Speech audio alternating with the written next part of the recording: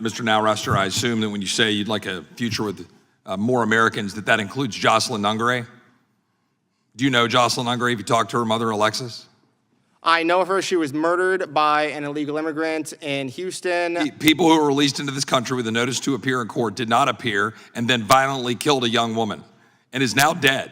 And her mother lost her. And she's one of dozens, hundreds, thousands of examples of Americans who are dead because of policies that were advocated for by the Biden administration and people parading around as libertarians. Ms. Vaughan. Parading around as libertarians? What does that mean? Ms. Vaughan. It means exactly what it means, Mr. Nowrester. It's my time, not yours. That's a personal affront. It is my time, not yours. I don't have any time to listen to libertarian claptrap. I know you don't have any time to listen. That is killing Americans, because that's what you're doing, and you're hiding behind killing a brand Americans? That is resulting in the death of Americans. That's a heck of a thing to say to somebody, sir. That is totally false, and I take exception to that. It's true, and everybody in America knows it. I have not killed anybody, sir, and that is really exceptional. Ms. Vaughan, but you go talk to Alexa Nungre and talk about her daughter no longer being with us. Beneath you as an individual to say that to somebody, Ms. sir. Vaughan, on June 25th, 2024, DHS Office of Inspector General released a report entitled CBP has limited information to assess interview waived non-immigrant visa holders. Are you familiar with that report? Yes. In that report, is it not true? It says here that the report found the Biden administration expanded a COVID-era policy of waiving visa applicant interviews and fingerprint collecting to reduce visa backlogs and staffing shortages, which worsened at the peak of the pandemic. Is that correct? Yes. Biden took this COVID-era policy to admit over 7 million foreign nationals from across the globe into the United States. Does that sound correct? The numbers in later years are more like 9 million a year. It's certainly significant numbers of people, millions, without having DHS interview them. Yes. DHS failed to fingerprint an unknown number of visas applicants during the 2020 to 2023 period, correct? Yes, and actually part of that responsibility is on the State Department as well.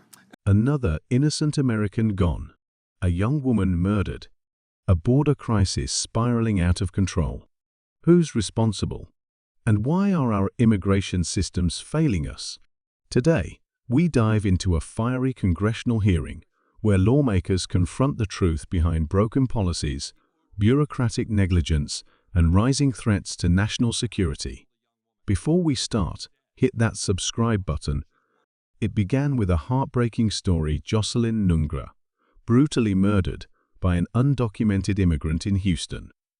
Her mother, Alexis, left with grief and unanswered questions.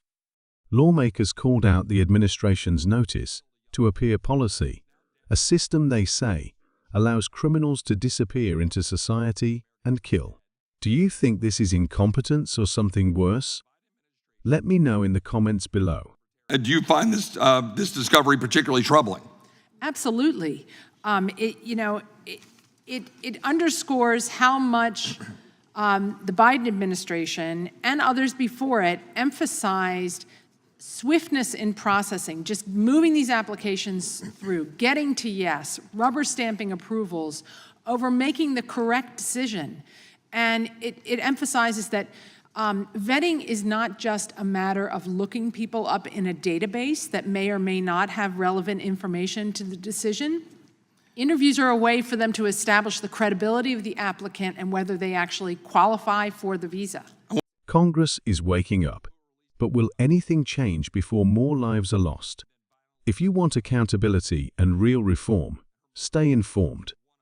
Hit subscribe, ring that bell, and join the movement to fix what's broken.